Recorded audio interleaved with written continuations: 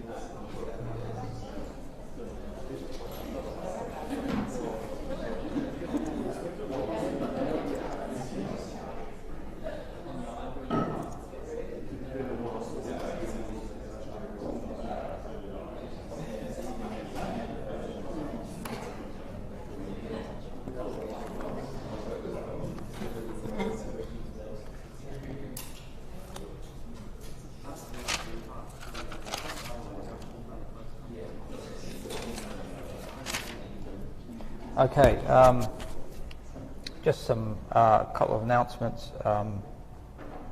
Someone asked me about lab partners last lecture, and I think the rule is that if you go to the lab, I think you'll be assigned to a particular lab group. This is when you go physically to the labs, if you take the physical labs. And then I spoke to the demonstrator, and currently it is that you just get assigned to a particular partner, okay? So you don't have so much chance to choose who will be your lab partner, okay? So we cannot choose? Yeah, that's correct, you can't choose. So that's probably a bit fairer for everyone, because some people will probably want to do with their friends, or but it evens it out for everyone. That's what we've so far thought about. So some people may not know other people, but to make it a bit fairer for everyone, we think probably the best thing is that you're assigned to a lab partner. Okay. For the if people haven't done the Engineering Science 3021 course, which does a lot of, we will go over some of what was there in that course in the beginning of this one. Just note that on the LMS, under the reading and resources, there's all the notes from that course and the tutorials from the first half of that course are up on the LMS. So if you want to revise that, you can. Okay. So if you feel you're lacking in the circuit theory part, you can revise that. Okay. So we'll continue on. So still we're just at an introduction part.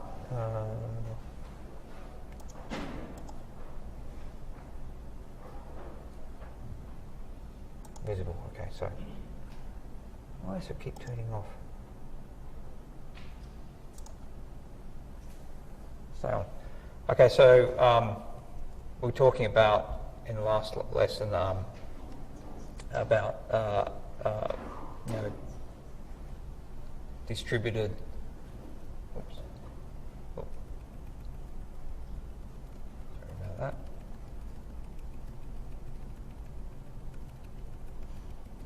Press the wrong button.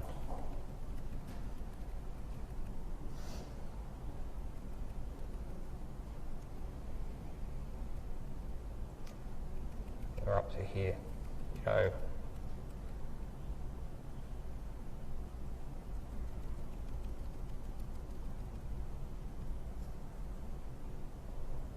About what we're going to do, okay? Our three outcomes we wanted. Okay, so we'll go through now and talk about some examples just to put things in context, okay? So we won't be doing much maths for the next lecture, but hopefully after that we'll start doing more maths. But this next lecture in a little bit is just to put everything in context, okay? And it's not too bad a thing to do, because if you come to the real world, you can perhaps reflect back on this, and you'll understand better how everything fits in and what you really have to do to solve problems, okay? Okay, so you might have look at a particular electronic system. This is a transmitter, right? So an RF transmitter that's meant to transmit some voice or some other signal over the airways, okay? So part of that would be a modulator, okay? You have an amplifier, okay? And they've probably got lots of things like transistors and capacitors and resistors in them, okay, which you describe by circuit theory. You also have other components that you haven't learnt yet to describe with circuit theory. You have these coaxial cables, which are transmission lines, and you also have an antenna. And these things are large in general with respect to the wavelengths of the signals of interest, right? Okay. On the other side of the equation, okay, you have the receiver, okay, and that also has some electronic circuits, resistors, capacitors, etc. But it also has other elements. It has an antenna, and it also has some transmission line, and it also has a speaker, Okay, so, and the speaker, it's a mechanical thing, and to actually use it in the system, and also to go back here, to use these in the system, what we need, or to design systems that use these, or to analyse them, we need models for them, okay?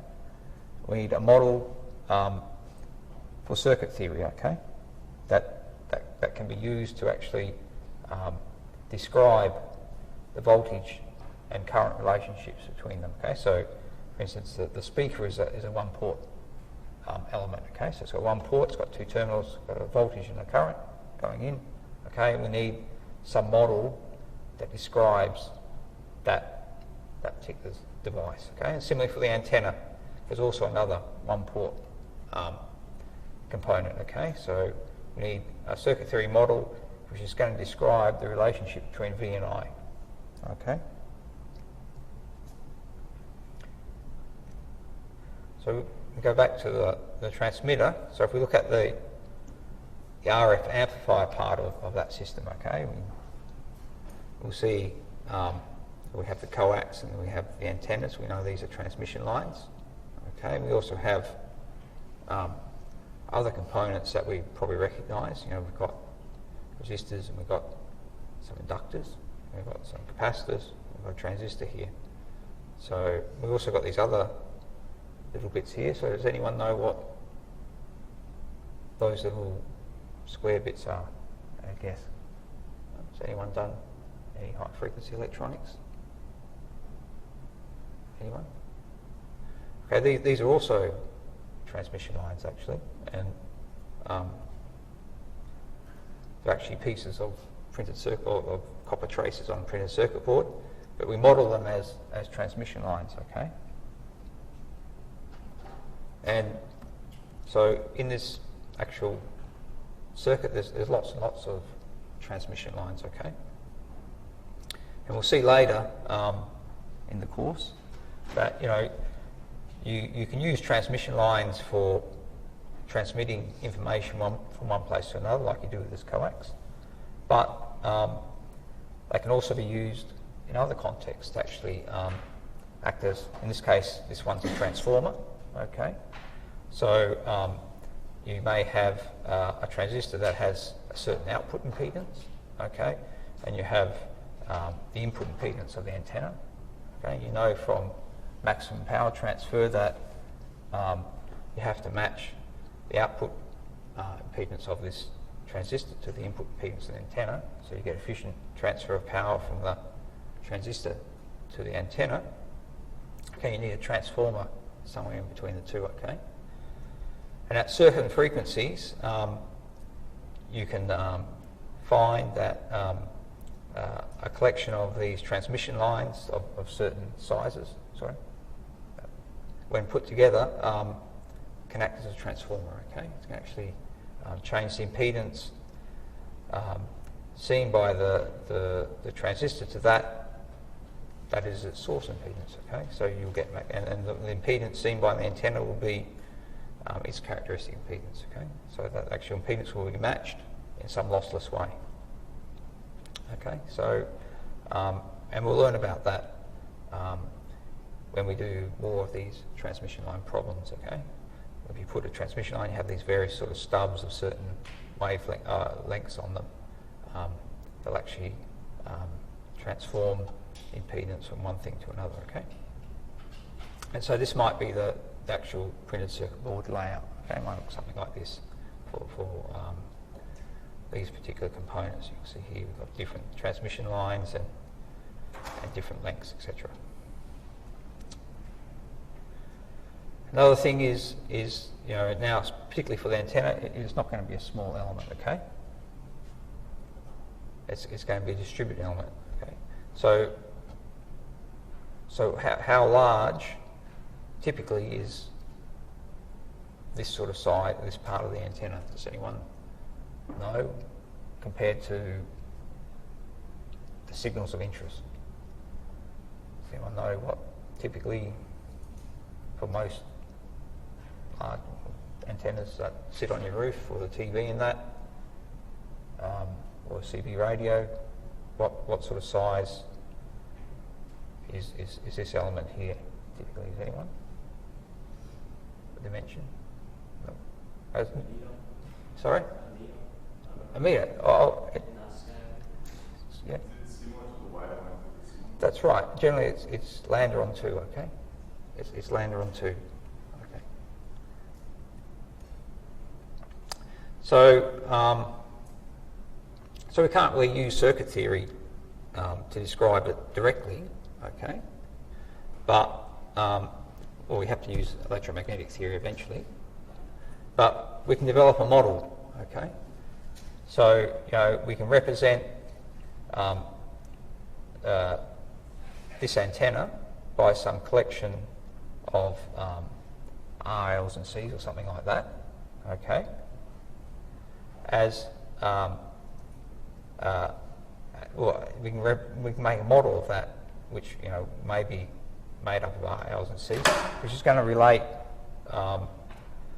the voltage to the current at this particular port, okay.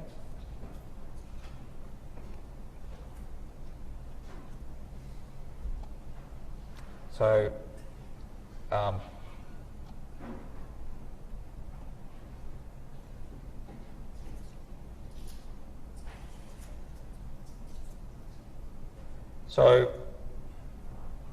another aspect of doing modelling is also the context, okay?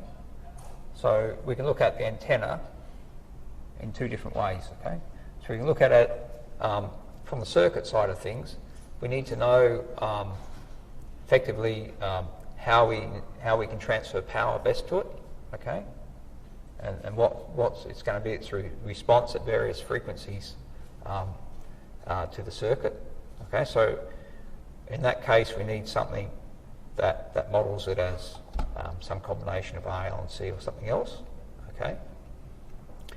And then we could think of modelling the antenna from a radiation point of view, okay? So we also need to think of the antenna that we need to see how the radiation is coupled into free space, how efficient it is, and what is the radiation pattern, okay? So it's another aspect of the model. So depending on what ways you go about doing the model and what model you choose depends on the context in which you want to use the model, okay? Okay, so just for the simple antenna, there's 2 different contexts at least. One is just from a circuit theory point of view, when you want to use it in the circuit. The other one is from a radiated energy point of view, when you want to see how well it radiates to space and what the radiation pattern is, okay?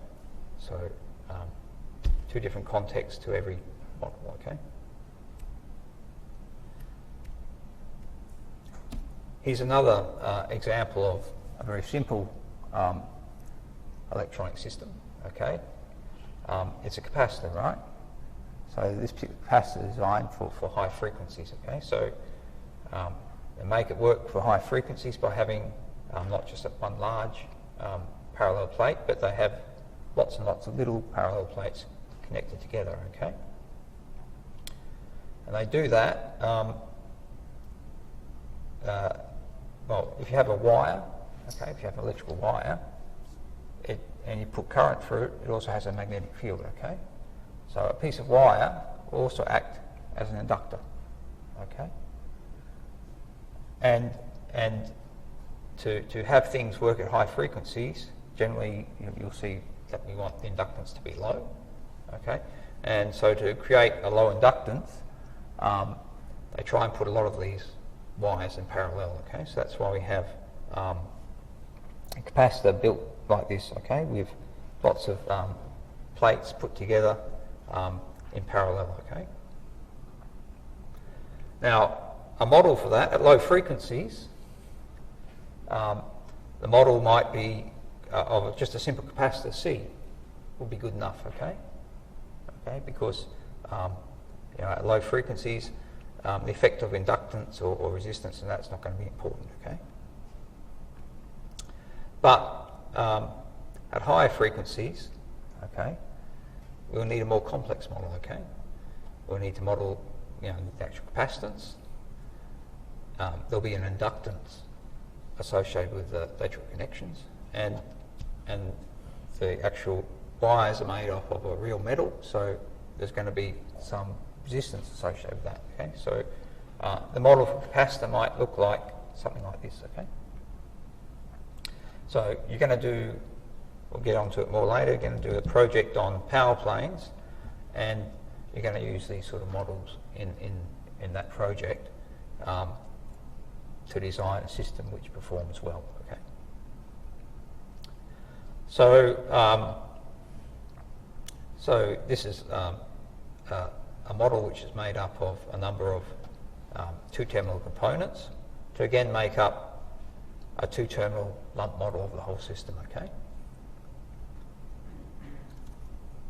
And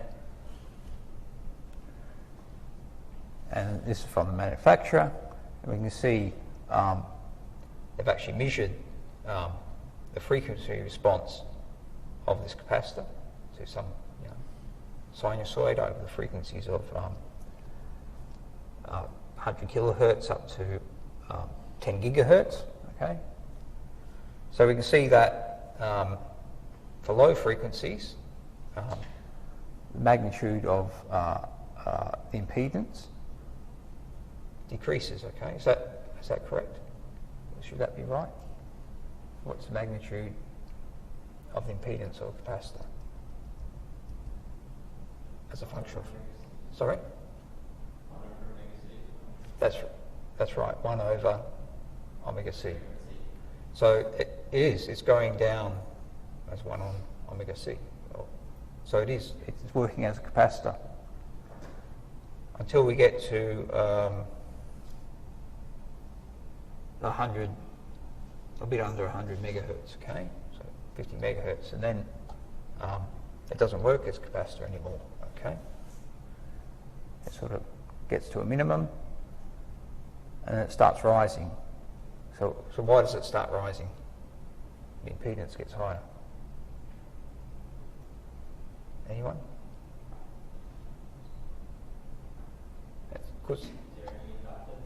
That's right, because this part of the model, the inductance. Okay, so remember the inductance is 1 on is J omega L. Okay, so at higher frequencies, it'll look like an inductor. Okay, so it won't work so well as a capacitor.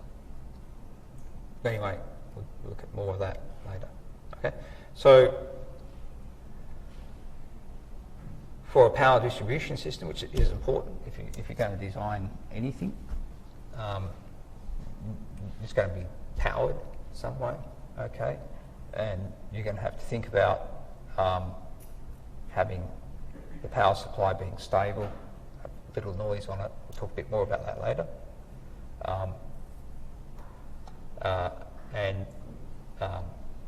You're going to have all these issues of the capacitors not working properly at high frequency, okay, or the inductance of wires, okay.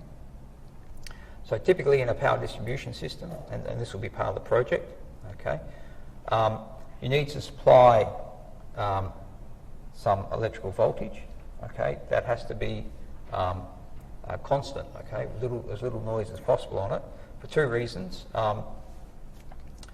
The voltage needed by the actual, say, integrated circuits or the devices should be constant, okay, and the other thing is signals are referenced to a particular plane, typically 0, okay, the ground plane, okay. So if any of you did the digital course with me, you'll know that you know, 1s and 0s are defined as voltages referenced to a particular ground level, okay. So you have to be sure that that ground level is a stable level, okay, that there's no noise on it, okay. So if we look at the magnitude of the impedance, so we have some power source, okay, and it's connected to some printed circuit board that has components on it.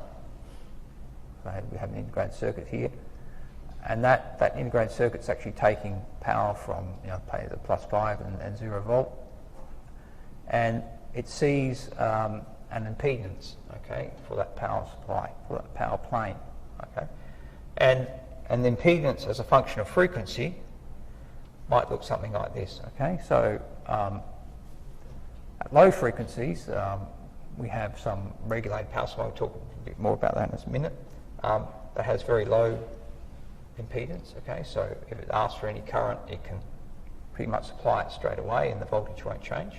Okay, but as we go up in frequency, we'll see that that's not the case. Okay, because we actually model that. We'll go later and we'll actually look at how we model that, and then you have all these effects of. Why is that suddenly turned off?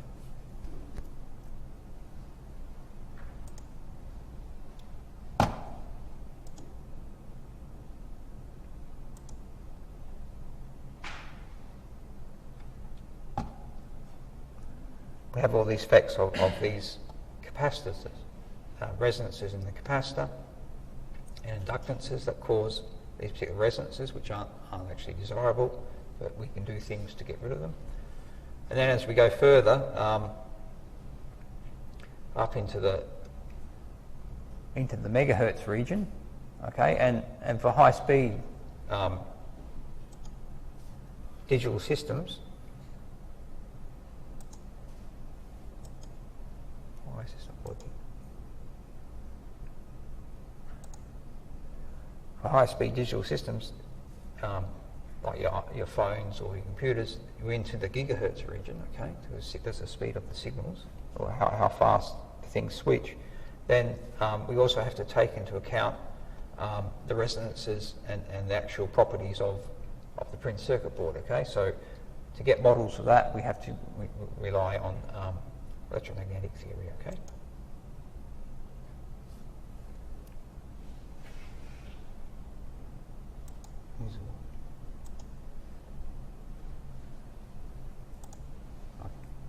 Okay. And these are large structures, okay? So generally these actual planes and printed circuit boards are large, okay? With small structures like the capacitors and the integrated circuits connected together.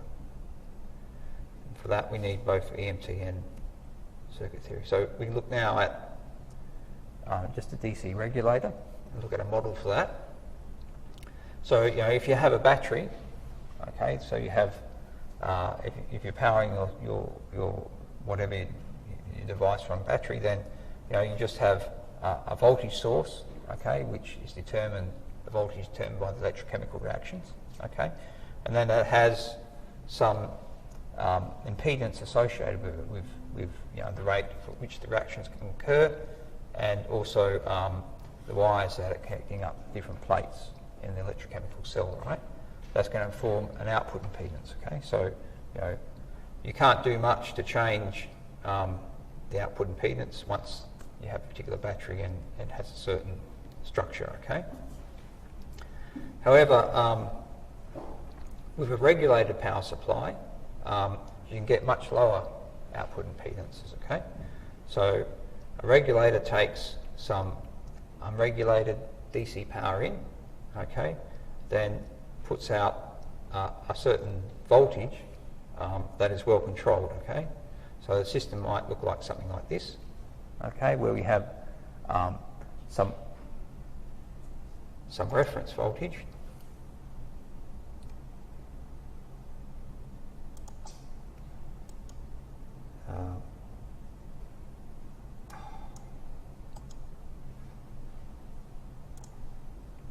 Where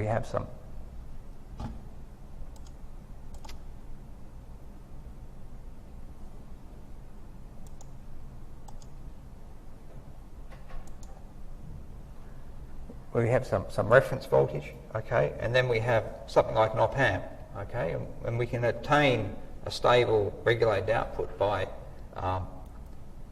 comparing what this output voltage is with the reference, and then we can make adjustments in the circuit to actually maintain this output voltage at a certain level, okay?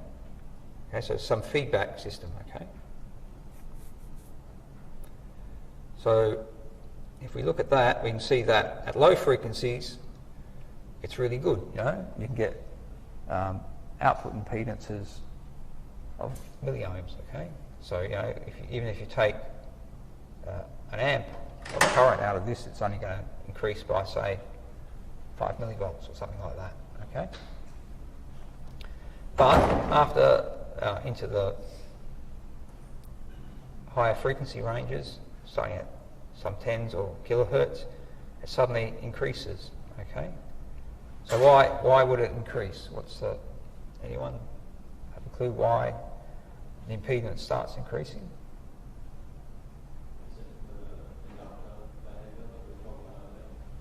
It is, well, you model it by an inductor, okay, but the actual reason is that the bandwidth of the op-amp is limited, okay, so it has to sense the output, then generate a correction voltage, okay, but the actual bandwidth that can occur at depends on the bandwidth of the op-amp, okay, so as you go to higher frequencies, it can't correct as quickly, okay, so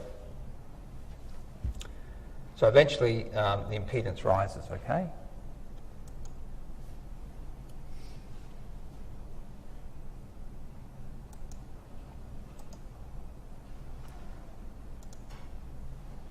Okay, and so we eventually see the output impedance as a function of frequency looks something like this, okay?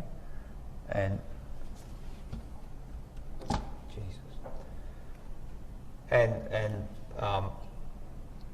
and we can model that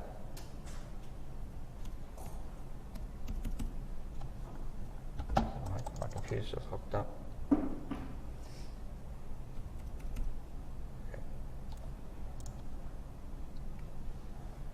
We can model that.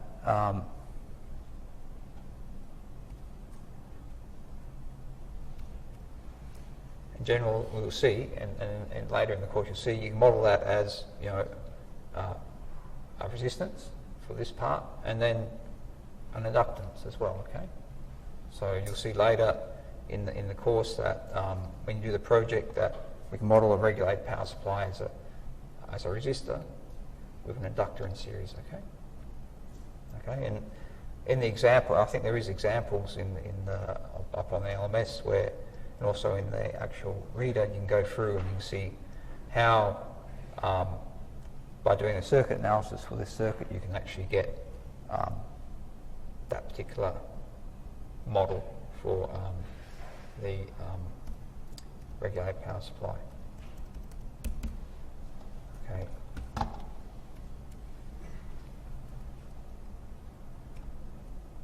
So another example of a model is the speaker. Okay, so a speaker is an electromechanical device. Okay, it's also a one-port element. Okay, so you've just got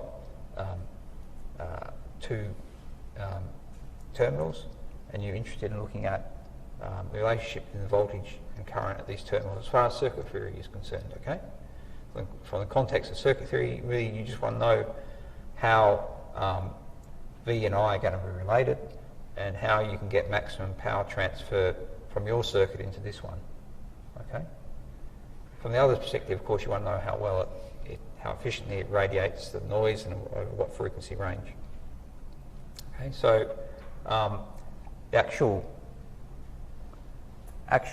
physical thing might look something like this, where you've got coils, because you know that most speakers work with magnetic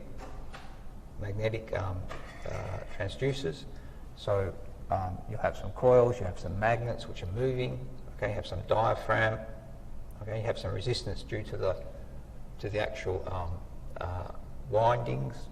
Okay, but to actually work out a model, because you have these electromechanical components, to actually work out a model that you can use for circuit theory, you'll need to use, you know, electromagnetic theory, circuit theory, and also laws of motion. Okay, so and you can do that. So you can find for certain frequency ranges. Okay, you can find an equivalent, a circuit theory equivalent to the mechanical elements. It might consist of some, you know, inductor, resistor, and capacitor. Okay. And so the model for that would be, you know, something like this. Okay.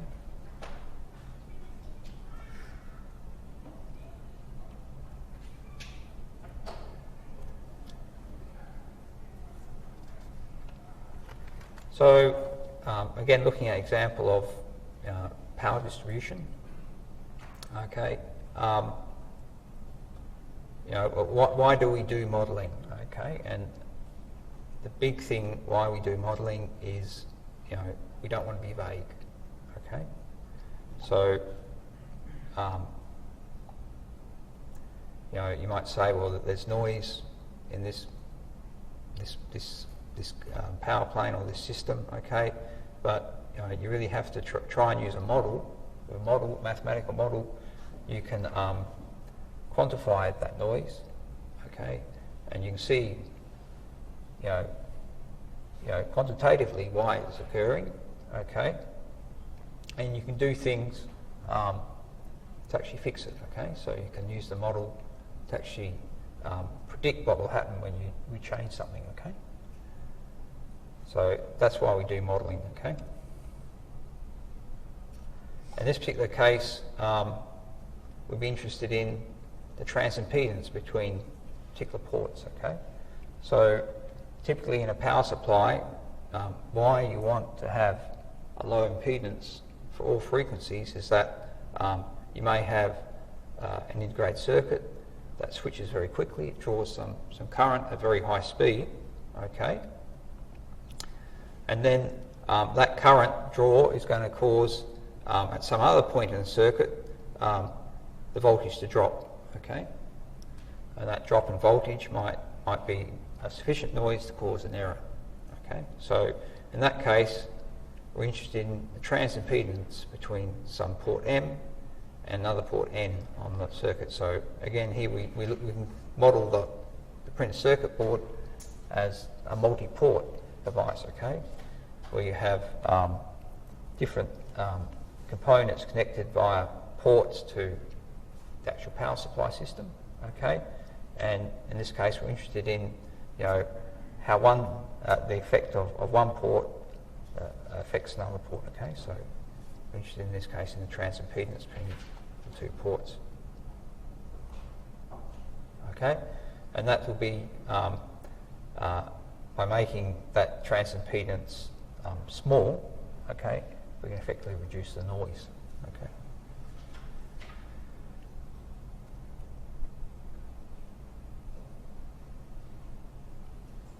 Okay, some of the questions: does splitting into zones reduce noise coupling? Okay, so in that case, we could, if we had the thing causing the noise here, and we had another place where we want to make it quiet, over here, we could answer the question whether, if we actually split the power supply into different sections, if that is in fact the case. Okay, by using these models. Another component that's you can also use in the project is the ferrite bead. Okay, so a ferrite bead typically has a piece of wire that is wrapped around some ferrite, which is a magnetic material. Okay, which dissipates a lot of energy. Okay, and if you look on the web, you'll see a ferrite bead is a passive component that suppresses high frequency noise in electronic circuits. Okay, blah blah blah, it goes on and on. Okay, ferrite bead, core or bead can be added to inductor to improve in two ways its ability to block unwanted high frequency noise. Okay, so these are again vague statements. Okay, which if you're engineering, actually designing stuff, it's something you really want to avoid. Okay, what we really need is a model. Okay. Okay, they don't really tell us very much. Okay, it doesn't let us do anything in a quantitative manner. Okay, what we need is a network model for the system. So we need a model for the ferrite bead. Okay, so and for the whole system. Okay, as well. So we need a model for our noise source. We need a model for the circuit that's having the problems with the noise. Okay, and we need a model for the ferrite bead. Okay, and if we go to the manufacturer, should supply such a model. Okay, so the actual model of the ferrite be over certain frequency ranges, might look like an inductor, parallel resistor and capacitor, and some more resistance here, and he'll also give a frequency response, okay, with the impedance of that component versus frequency, okay? So that's what we need models for, okay? For the power distribution project, which is towards the end of the course, okay, is a really good example of modelling complex systems using EMT and circuit theory. Okay, it's also really useful.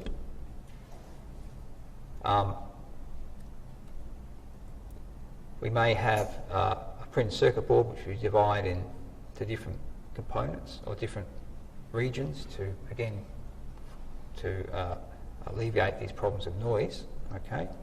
And we may have a square piece, and in we can actually get analytical models in EMT for things that are like a rectangular shape, okay, because it's a simple shape, okay, it lends itself readily to getting analytical and easy to understand solutions, okay.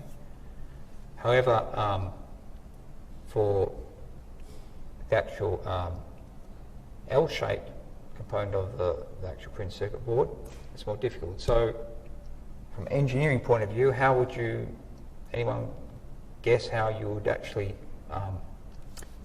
create a model for this more complex shape? What would you do? Anyone? Yeah. That's right. Absolutely right. So you divide it into two rectangles, okay, and then you join them together in some way, okay. So then we could make a model from these two models, okay, and we actually do that. That's why we talk more about multi-port theory, okay.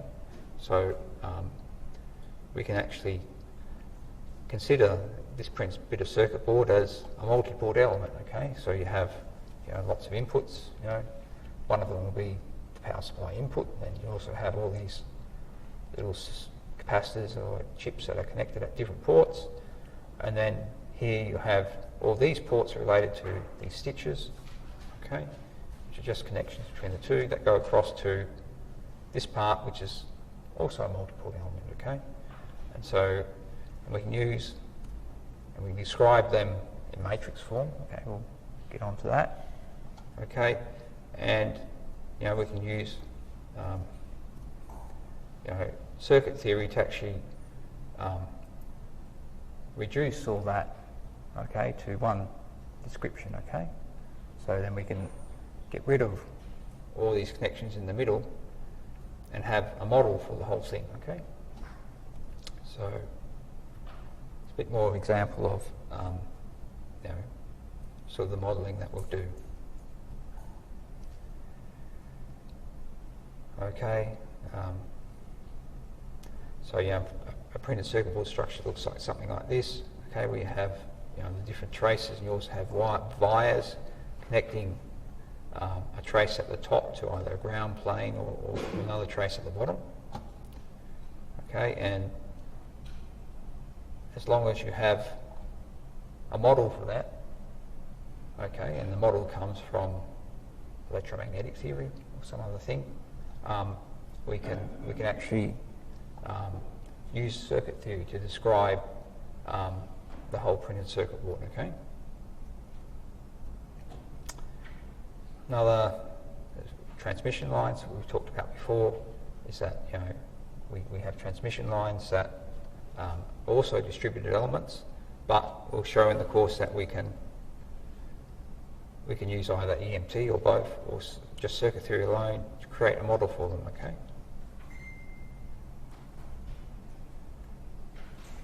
Here's a picture of a printed circuit board,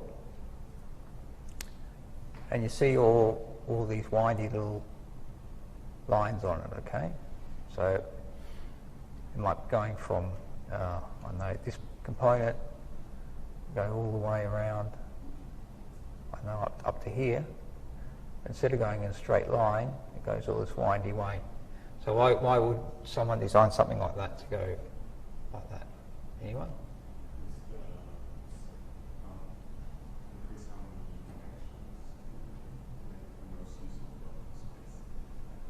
No, you mean to use the space better? No, not really. To delay, that's exactly right. So, you know, you want to make a delay. So that's a property of a transmission line, is it has a delay, okay? So does any other components you've had have delays? Does a resistor have a delay?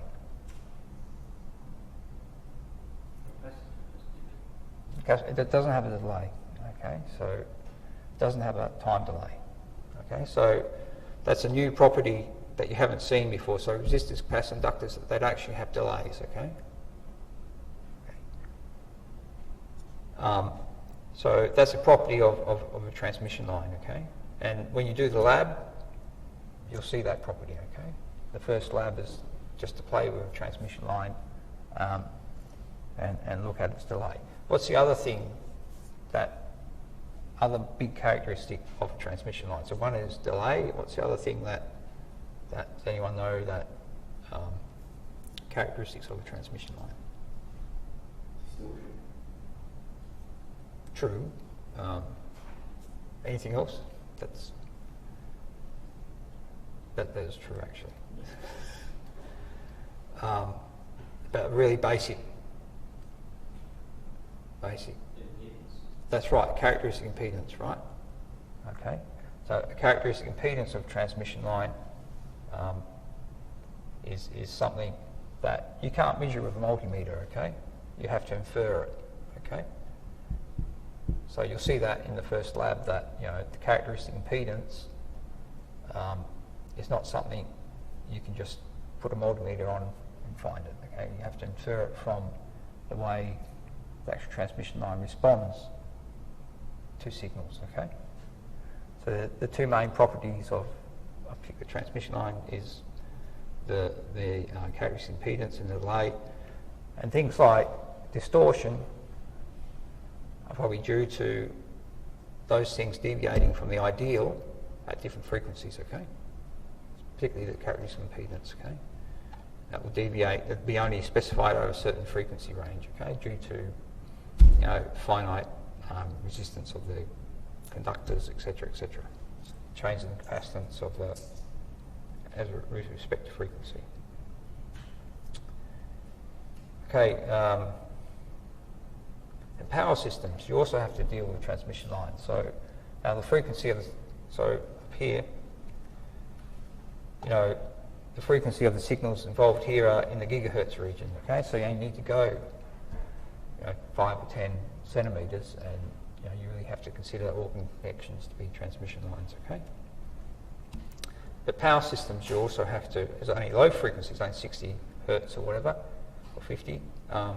Why do you still have to consider these things as transmission lines? Sorry?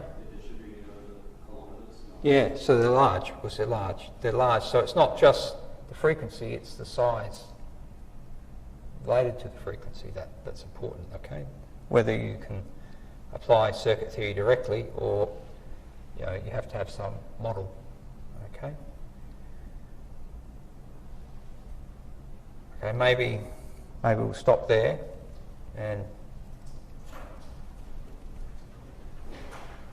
then we'll finish this off in the next lecture, and we'll go on to revising circuit theory. Okay.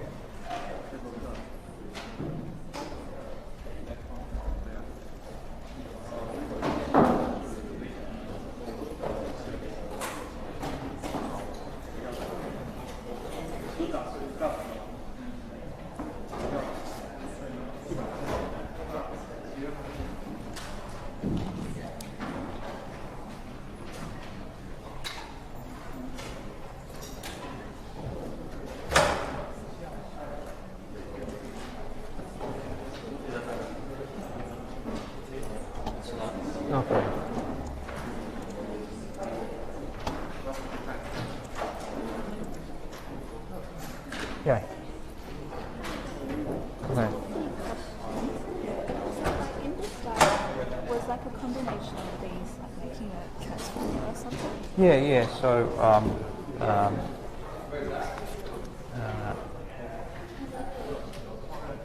So for this one here, I think it was designed to be a transformer. So what you're looking here at a certain frequency, F. Yeah. So this is all these transmission lines with respect to ground, right? So there's probably a ground plane under it, right? So physically it would look something, might have that shape on the printed circuit, but underneath is a ground plane. So there's two ports, there's one here and there's the ground, which is a plane underneath it. And the impedance in at a certain frequency might be, say 5 ohms. Yeah. And the impedance seen in this end might be, let's say, 50 ohms, something like that. Yeah. Okay, that's what it is. So later in the course we'll look at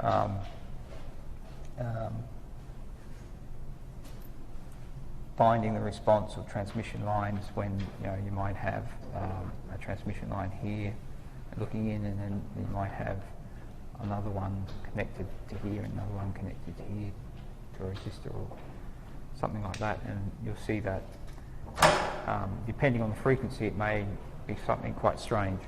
Yeah. And so that's why. It's just an example. So sorry that it might be a bit boring at the moment, but it's just going over the concepts. So this is a course that I took over from Tony Cantoni in the past. Yeah. And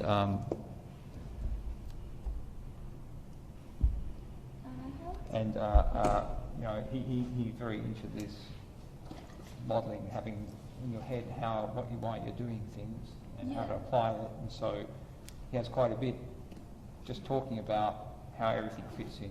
So I don't know if that's useful or not, but so it's a little bit talky at the moment, but don't worry, we'll get on to the maths later. I did have 2 more questions. So like with the, I think you keep mentioning like the size of the components versus like the We'll have a frequency. formula in the next lecture. That one? Okay. This is just say, Yeah, D has got to okay. be much less than something on land. Or Oh, something. okay, cool. And then for this one, I'm not quite sure if I wrote it down properly. So I think I get this graph. But I think before you talked about this graph, did you say that we want inductance to be low in general? Or Well, it depends what you're using for. Yes, in general, because the lower inductance would push the point at which it stops behaving as capacitor to higher frequencies. Okay. oh, right. So for capacity, yeah. Okay.